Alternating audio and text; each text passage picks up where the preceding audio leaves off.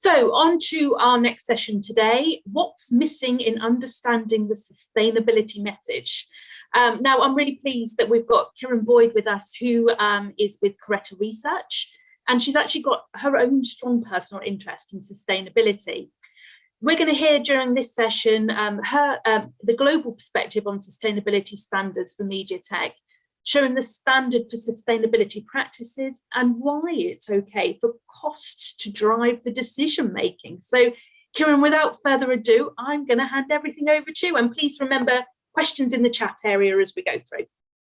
I do have a tendency to talk a little bit fast, but I will try and slow it down. So what we're going to be doing today is we're going to essentially be looking at how sustainability is being implemented in broadcast and media technology. So in essence, I'm going to be doing exactly what Dean and Tom said that we should be doing, which is looking specifically. And we're going to be looking specifically at media technology and kind of how that is changing. And ultimately, what is not necessarily what's missing, but what our next step should be as we're starting to create a baseline within our industry. So my name is Karen Boyd. I'm an analyst with Coretta Research. The reason why we started looking into this topic is that we have media technology buyers on the broadcast side who use our data service, the Coretta portal, which gives you a sort of overview of vendors and their products in the industry. Something which they have said to us over and over again is, wouldn't it be helpful if we could see the sustainability credentials of the vendors within this industry? And while we haven't quite got to that endpoint yet, what we have started doing is looking across the industry and trying to really understand what the status of sustainability action is. So who is putting into place policies and practices within their organizations beyond just talking about it? As you might know, if you're in the sustainability side of the industry, it kind of feels like everybody's doing something, whereas other parts of the industry might feel like nothing is happening. So that's sort of the driver behind what we've done. Right, so the key points I'm going to be covering today. The pace of transformation is dictated by the ecosystem. By ecosystem, there are a lot of external influences on why a company might decide to form their sustainability policy in the way that they have.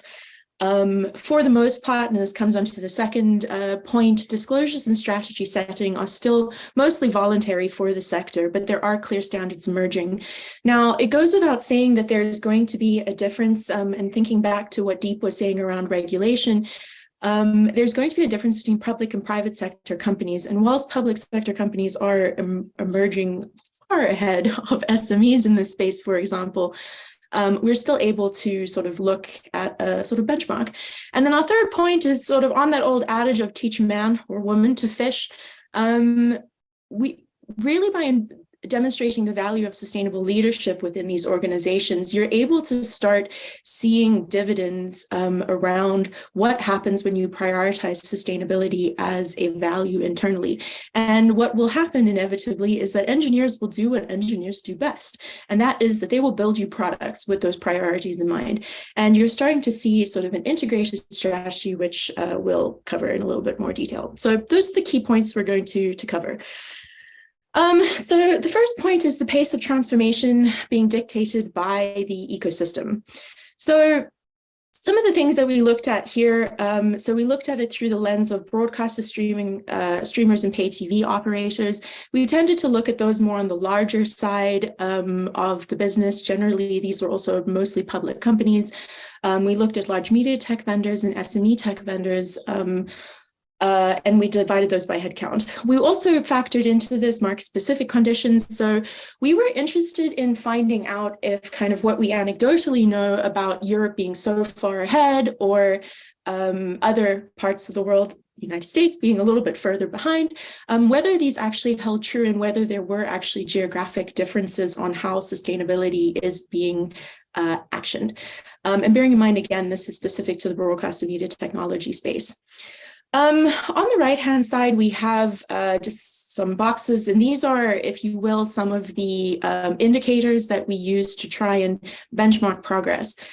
The box ESG policy, this tends to be almost like a catch-all and kind of came out as one of the more important metrics, because if you don't have a policy or some kind of codified strategic direction, your resourcing, the extent of your actions, integration of your strategy and monitoring are not really going to be there. So this was an important metric. And it's also worth bearing in mind here that what we're talking about as far as sustainability at a corporate level, this is not sophisticated.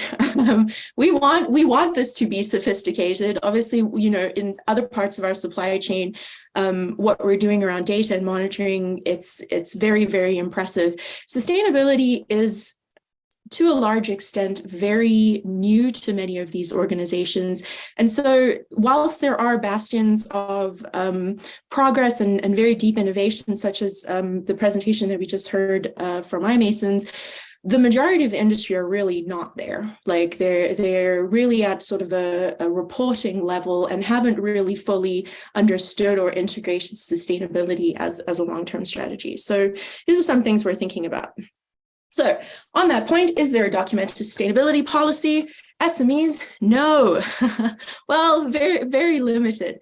So these are generally just some of the numbers that we saw. You can see there that the differences in regions is maybe like not what we expected, particularly around like APAC. I personally expected APAC to be further behind in reporting. However, this was not the case. And you can see that the vendors in the APAC region are actually more open about their plans than the rest of the world. Some of the variation that we saw in the types of policies that exist, these range from sort of very high level commitments. Oops, my bad.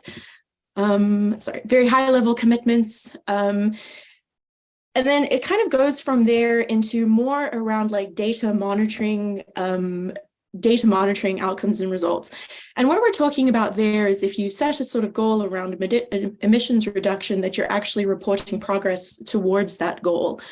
So we see variation there. There's also variation in terms of what the focus is. So some of it is a holistic approach, such as what Dean and Tom have covered. This holistic approach might also be seen you might see in a policy that there is talk about the sustainable development goals and interpreting each of those goals in terms of a corporate strategy, where the others go straight for net zero. And this is specifically around an emissions reduction. And if you are familiar with the SDGs, this falls specifically under the climate change SDG. So there's a contrast there in how we're dealing with it. And then the other is sustainability versus ESG.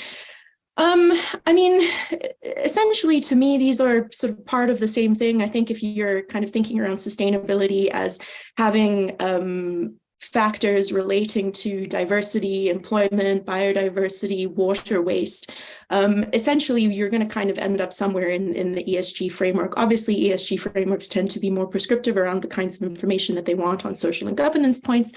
But essentially, companies are reporting one or the other. It's not necessarily, one is not necessarily better than the other, is my point.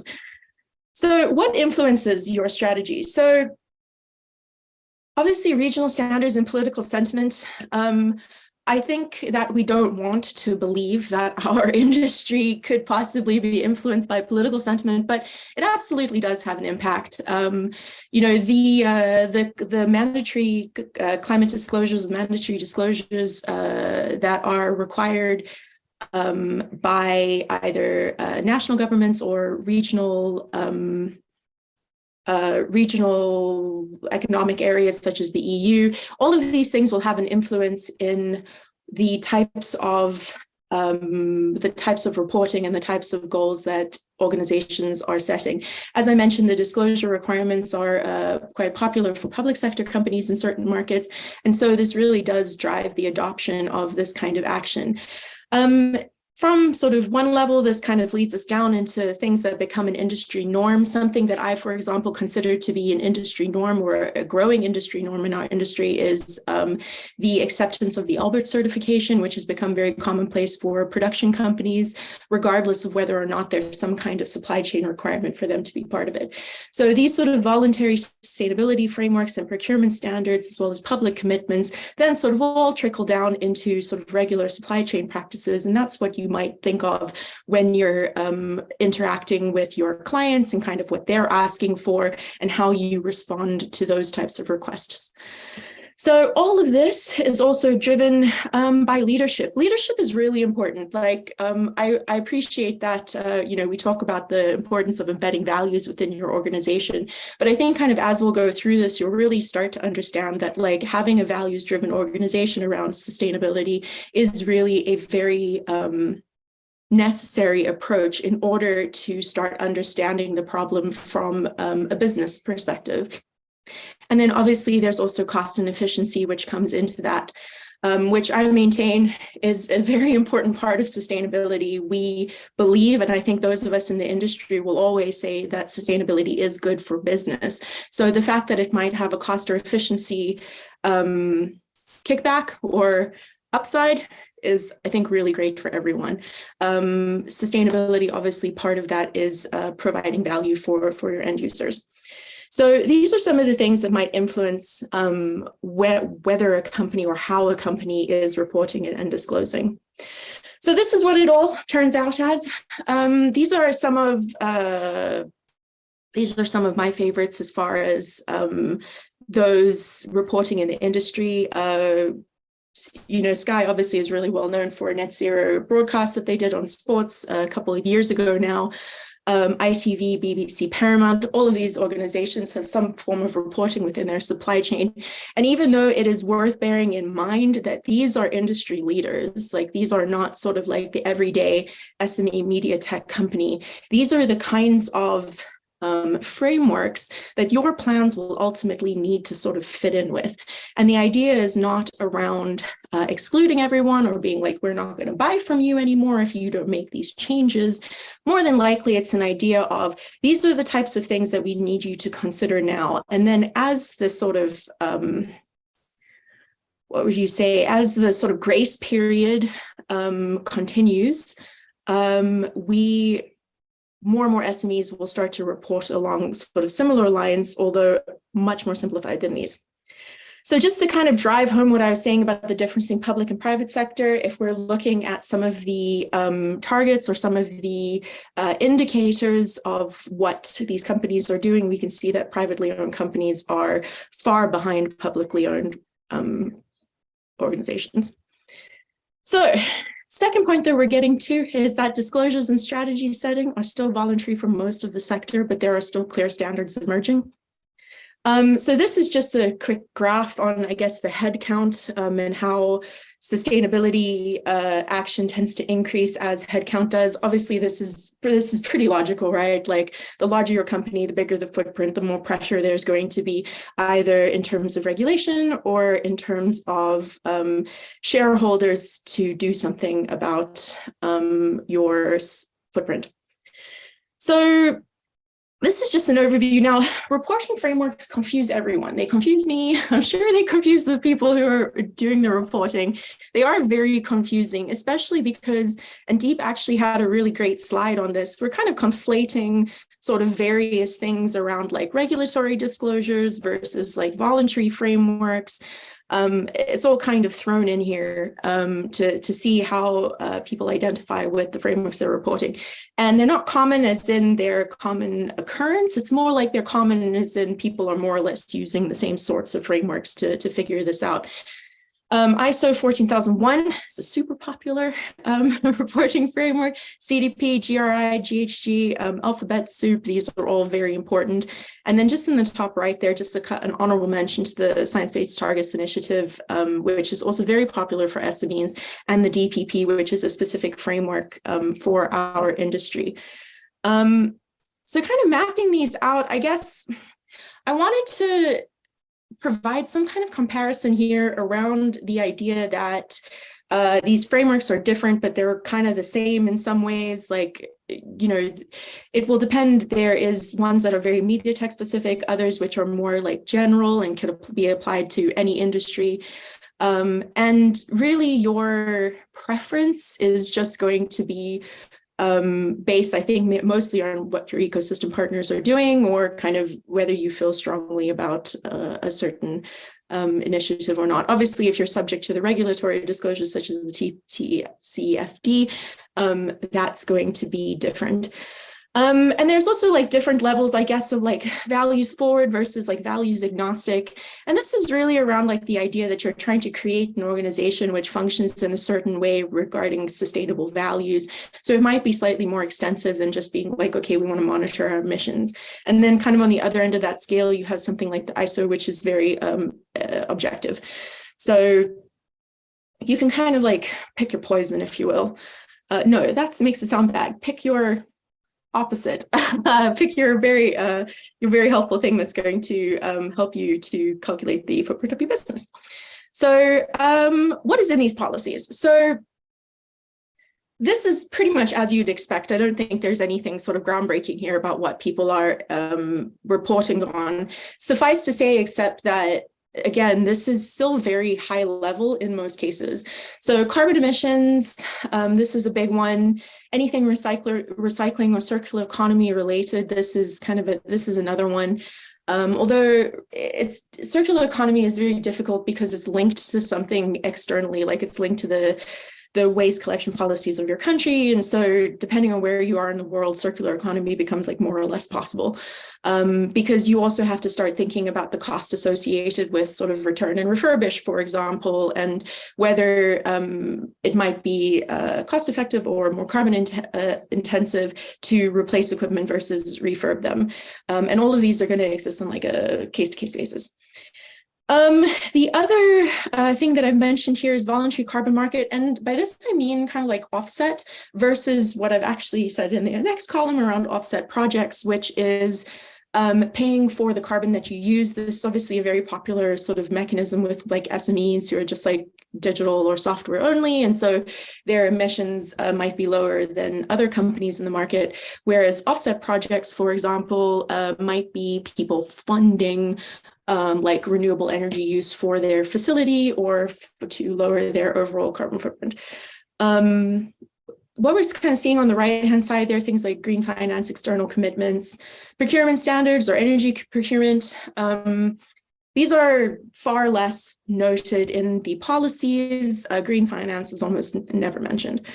Okay, so this is kind of where things start to get exciting for our industry, because what I've spoken about so far is very much like a top-down policy setting approach. And like, honestly, it's very boring sometimes. And I don't, even though I think there is going to be a subset of people who buy into the actual policy, I think probably like a far stronger approach is going to be a bottom-up approach where you're integrating these values through leadership and communication with your staff. And because of this, you start to see some pretty incredible results. And arguably, and as I said, you're kind of letting engineers do what they do, right? They're going to build you better products. So here's some examples of some things that some vendors have done and kind of the impact that they have had. And this is obviously very high level. But we have tech vendor number one, who is using monitoring software and upgraded OS to reduce truck rolls and device service management by 60% at $80 per truck roll. So you can imagine when you're thinking of tens of thousands of users, that is a lot of money that you're saving. So not only are you lowering the cost of service, you're also reducing churn, and you're also lowering your overall emissions across that piece of the supply chain. Then we have tech vendor two. Tech vendor two reduced the size of the set-top box by 75%, reduced power consumption of the box by 77%, and implemented 35% recycled plastic in manufacture. This lowers consumption for the end user, lowers cost to manufacture and distribute, and obviously lowers emissions. And then finally, we have tech vendor three, which I think this is a very exciting part of what we're doing, because it kind of goes beyond the almost known principles of reducing material input, and we're focusing on the efficiency of video delivery. And they're doing this through bandwidth efficiency and reducing compute resources. So doing that, you're lowering carbon footprint across the video delivery supply chain. and power consumption via energy efficiency, as well as lowering overall emissions. So you can kind of see here that this is a slight step change from what we're thinking about with the top-down strategy. You're kind of just letting your product teams do what they do, but they're empowered by the corporate prioritization of sustainability, where this is seen as like a worthy outcome. And almost certainly there is going to be cost implications for these, which are going to be positive, not only for you, but probably also your customers. And obviously with the goal of lowering emissions. So what's missing? It's difficult to say what's missing from the message now, as kind of what we have as an industry is not necessarily that advanced. There needs to be, I think, a lot more around SMEs and kind of voluntary disclosures, and really, I think, thinking around what the impact already is and how we are reporting it. A lot of times the data or the reduction in emissions or material input is often assumed, like the resource required to understand what the impact of, say, 35% recycled materials in a set-top box manufacturer is going to be not an easy task. And so where you have smaller companies with tighter budgets, obviously going to that next level is going to be difficult. The next is sharing of our product innovations. Everything that I've seen here has kind of been told to me firsthand, or I found out through some other way. And it's not because folks are actually shouting about their product innovations and the results. I think that there's generally like a fear of being seen to be greenwashing. So because of this, folks are just like, ooh, I don't want to say that like we are getting all these clients because of our sustainability strategy. Like we want sustainability to be good for business. If what you're doing is genuine, you won't have any problems with being accused of greenwashing. And the last thing that I wanted to mention here is just that we need more collaboration in the supply chain so that we can get a better overall picture of what we're doing, rather than like, I'm doing this here, or this piece of infrastructure does this better than that does. And then hopefully we can look at this from an industry perspective and relieve some of this carbon anxiety that we have. So that's it. Whirlwind tour. So key takeaway: change is coming. It's inevitable. I feel like every presentation you're going to see today is going to say the same thing. There is a grace period, like we're kind of still in it, but like that is absolutely ticking down. If you are an SME, if you're a public company, it is time to go. The second thing is to lean on your ecosystem and to share data. One of the really wonderful things at the moment about media tech is that we have these partner ecosystems where you're working with other vendors in the market and you're kind of like sharing what you're doing, creating better value for customers. So the more that you can share your carbon data, the more that you can lean on your ecosystem to get that data and to drive product innovation across the supply chain, obviously the better it's going to be for everyone. And then the third and final thing is embrace sustainability forward leadership. There is a way to do this where you're not just constantly banging the sustainability drum. There are far more subtle ways to do this. And in the long run, this creates a lot of buy-in with not only your employees, but also your customers and the ecosystem. People like values. And the fact that we are gradually creating change within the industry, I think is really positive. And for those of us that are doing it already, I think is something that we should be proud of, but now it's time to step it up. So that, in a nutshell, a whirlwind tour is our overview of the market. Thank you, Kieran. That was excellent. You can now breathe a little bit. You got through so much there in the last 30 minutes. Just a few quick questions from me before we move on to the next panel. Obviously, you talked about greenwashing there. The thing the new trend, green hushing, and it is such a shame that so many people are turning away from talking about their great case studies, and it's great to have this platform here today to be able to showcase some of those. But in terms of your research moving forward, is the aim to be able to benchmark organisations against each other and what they're doing? How do you see the research developing? It's unclear. I think one of the things that we have an issue with as an industry is the fact that there are so many accords, so many standards, so many bodies that people can be part of.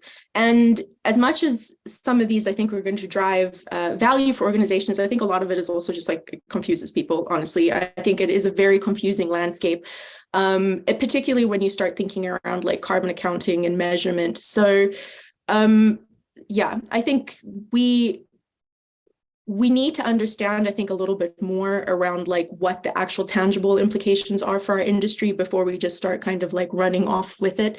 But maybe there will be a benchmark. I think we kind of have to see, because you have to also think about what is fair to expect an SME to be in the future. Like, are we saying it is enough that you have a sustainability policy? Long run, no, of course not. Like, it's not enough. But, you know, are we saying like for 2026, if we can meet all of those 5 very simple high level metrics, are we going to say that's going to be enough? Are we going to start making it around power consumption and start integrating some of the things that we're learning from people like greening or streaming? So it kind of remains to be seen. I think at this point, we really wanted to be able to almost like relieve the anxiety that folks have about like, oh my God, what should I be doing? Like something, but it's okay. Like, we've got some time. There's a lot of people to learn from. And I think the more we can talk about it at forums like this, the better off we'll all be in terms of like being able to make progress that isn't greenwashing. Yeah, as you say, you know, those larger companies have to report on this stuff right now. Yeah. SMEs will have to get there eventually. So there will be clearer information. And I quite like what you said there, you know, about having some clarity on those standards. And as an industry, should we collaborate and pull together and decide, you know, the best way forward for our industry? So interesting times to come. Karen, thank you so much. Thank you. It's time for me to hand over to Barbara and our next panel. Thank you.